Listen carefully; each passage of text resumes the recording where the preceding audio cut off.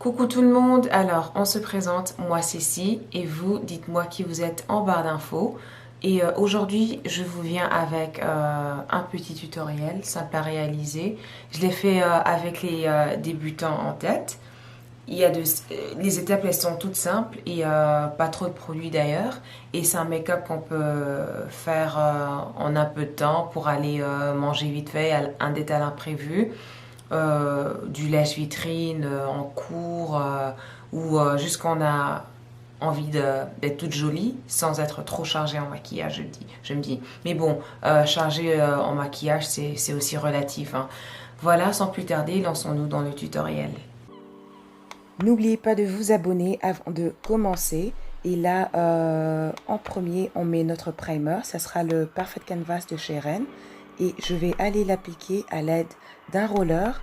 Et le roller, c'est complètement optionnel. Vous pouvez utiliser vos mains, mais moi j'aime bien parce que ça me fait une base assez lisse. Et qui dit base assez lisse dit application de fond de teint facile, rapide et réussie.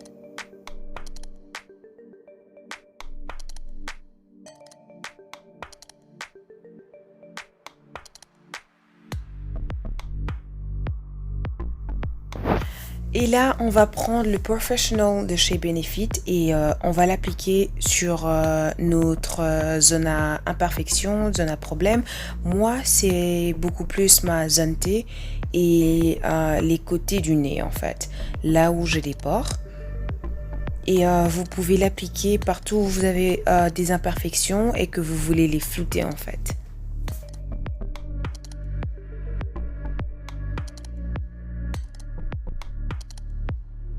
Et là, le fond de teint du jour sera le teint Idol de chez Lancôme. Je vais d'ailleurs vous montrer une astuce, surtout si vous avez la peau sèche. Prenez la quantité de fond de teint qu'il vous faut et prenez 2 gouttes d'huile, n'importe quelle huile, hein, ça peut être une huile que vous utilisez déjà dans votre routine. Mélangez-la au fond de teint. Le fond de teint il sera un peu plus glowy. Il ne va pas s'attacher aux imperfections ou à vos zones sèches. Et pour tout vous dire, en fait, le teint Idol de chez Lancôme, c'est mon fond de teint préféré pour la vie de tous les jours. Il est très confortable, il dure assez longtemps et son rendu, sa couvrance, c'est juste magnifique. Là, on va venir à l'aide de l'embout du pinceau ou quoi que ce soit d'autre. On va venir éparpiller le fond de teint partout sur notre visage avant de l'estomper au pinceau. Voilà, ça nous aide à ne pas avoir... On estompe, hein. On ne va pas de gauche à droite ou de droite à gauche, de bas en haut, de haut en bas. Non, on estompe. Voilà. On fait un peu comme si c'était un beauty blender en fait, mais ce n'est qu'un pinceau. On enfonce le fond de teint dans la peau. On ne l'étale pas, on l'enfonce dans la peau, s'il vous plaît. Voilà. N'oubliez pas votre cou, n'oubliez pas la ligne de démarcation des cheveux. Et là, on passe au beauty blender et on estompe, on estompe, on estompe. Franchement, faites de votre mieux. Prenez votre temps pour bien enfoncer le fond de teint dans la peau. Et hop, on passe à l'anti-cerne. Et l'anti-cerne du jour sera le Power Play de chez Cover FX. J'aime bien sa couvrance, j'aime bien sa substance. Elle est assez aqueuse. Donc l'anti-cerne en question sera très confortable, surtout pour un maquillage de tous les jours. Le fini est assez naturel, le fini est assez glowy. Voilà, je sais que ça a l'air trop, mais vu que la substance est aqueuse, ça va bien s'estomper et je vous assure ce n'est pas trop. Voilà, j'en mets un peu sur mon menton, j'en mets sur mon nez, un tout petit peu sur mon front. Et là, je vais aller attraper mon Beauty Blender. Et vous savez quoi? Je vais estomper. Voilà, vous avez trouvé. Je balance en fait de droite à gauche et de gauche à droite pour que je ne finisse pas avec une partie beaucoup plus estompée que l'autre, en fait. Voilà. Et là, franchement, avec l'estompage de l'anti-cerne, il vous faut de la patience, mes chers amis. Voilà. Soyez juste patients. Estompez, estompez, estompez.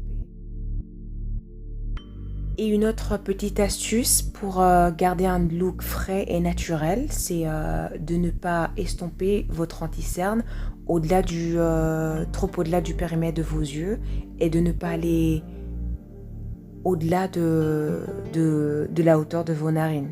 Parce que après, on aura une trop grande partie du visage illuminée et ça, c'est tout sauf naturel. Bon, pas que ce soit mauvais ou quoi que ce soit, mais c'est juste que là, on veut un maquillage de tous les jours qui soit un peu beaucoup plus naturel.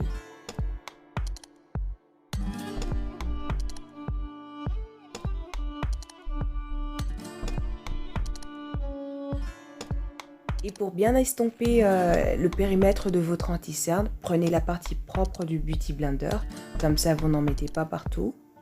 Voilà, et surtout n'oubliez pas dans les creux des cernes, s'il vous plaît, s'il vous plaît, s'il vous plaît. Voilà, ne manquez pas le creux des cernes.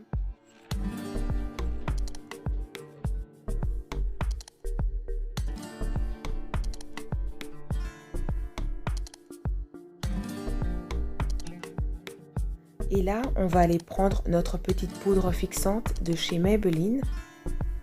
Franchement, je la recommande à toutes les personnes à peau sèche. Elle est super bien. Un, il n'y a pas moyen d'en mettre trop. Et deux, ça ne dessèche pas le dessous des yeux. Même si vous avez la peau hyper sèche. Voilà, on va tapoter tout doucement du creux de l'œil, du creux des cernes,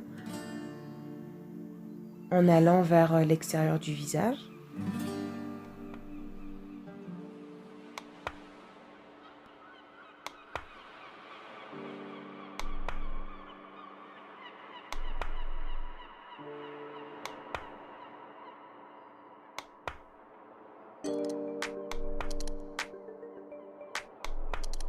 Et là, on va juste mettre la poudre partout où on a mis l'anti-cerne. Je veux dire le menton, le nez et le front. Voilà.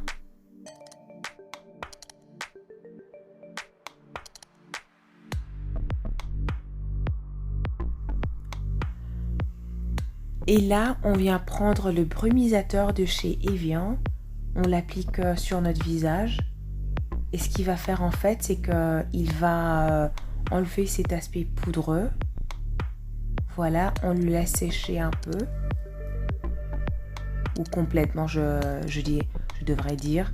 Et on prend notre Beauty Blender et on rallie le tout. Vous voyez déjà qu'on a un fini assez naturel. L'aspect poudreux est déjà parti.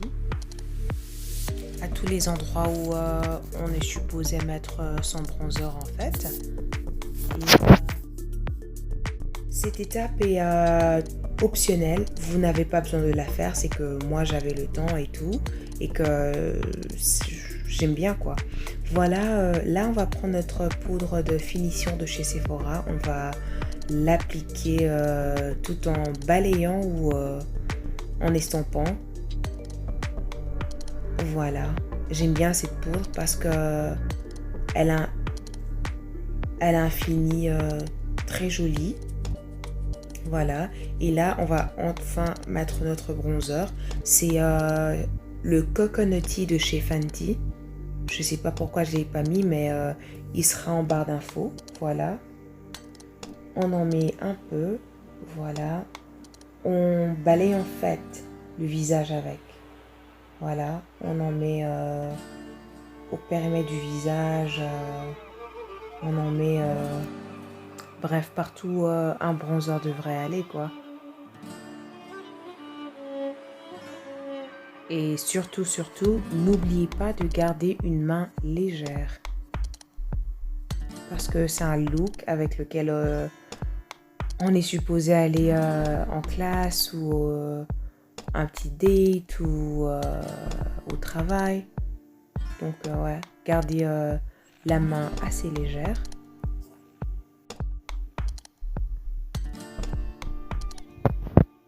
fard à joues. Je garde la main légère comme j'ai dit et je fais de petits mouvements de balayage. Voilà. Du haut de mes pommettes jusqu'au milieu, tout au-dessus du bronzer. Tout au-dessus du niveau du bronzer, je devrais dire. Et là, je vais prendre un gloss de chez Linda Alberg, qui est une make-up artiste danoise, je pense. Et je vais le réchauffer et le mettre là où mon highlighter va aller. Partout où mon highlighter va aller, voilà.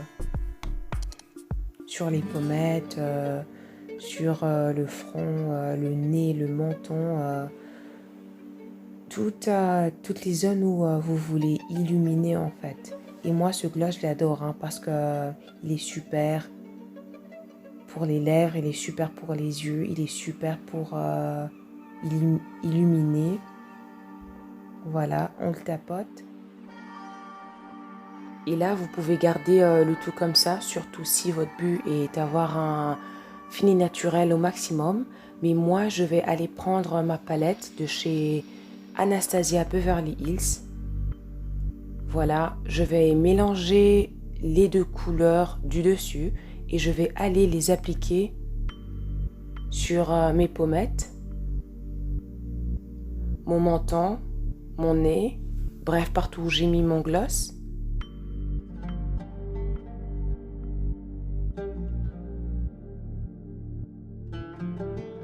Et là, on prend notre fard à joues. Vous pouvez prendre votre couleur préférée, il n'y a pas de formule.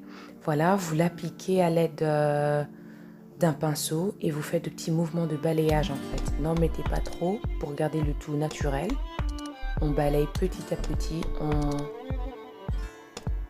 construit la couleur en fait. Et après, on prend notre Beauty Blender pour estomper le highlighter. Pour être sûr que le fini est assez naturel, est assez lisse. Voilà. Et là, on prend notre crayon. Le mien en a vu de meilleurs jours. Hein. Vous pouvez en prendre un de votre couleur préférée, brun ou noir, c'est à vous de voir. Et on l'applique sur les yeux légèrement. Et enfin, on va passer au mascara. Moi, le mascara tous les jours, c'est l'Extreme Cushion de chez Hourglass. J'aime bien ce mascara, je l'aime trop d'amour. Voilà, je vais l'appliquer vite fait sur mes cils.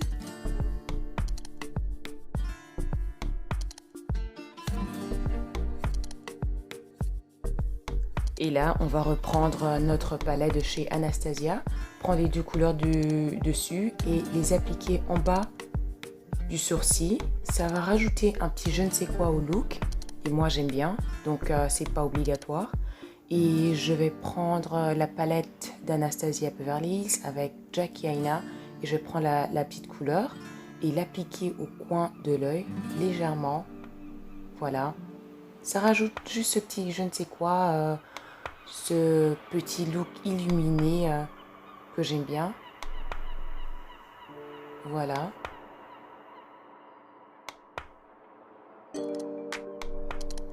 Et là, pour les lèvres, on va utiliser Chestnut de chez MAC, qui est un brun un peu foncé. Et juste au-dessus, on va mettre un brun moins foncé pour que ça nous fasse cet effet dégradé.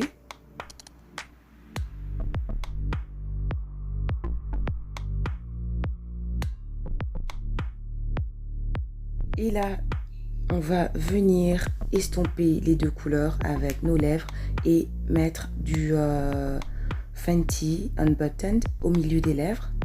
Et là, comme on a fait avec les crayons, on estompe avec nos lèvres jusqu'à ce que les couleurs soient mixtes.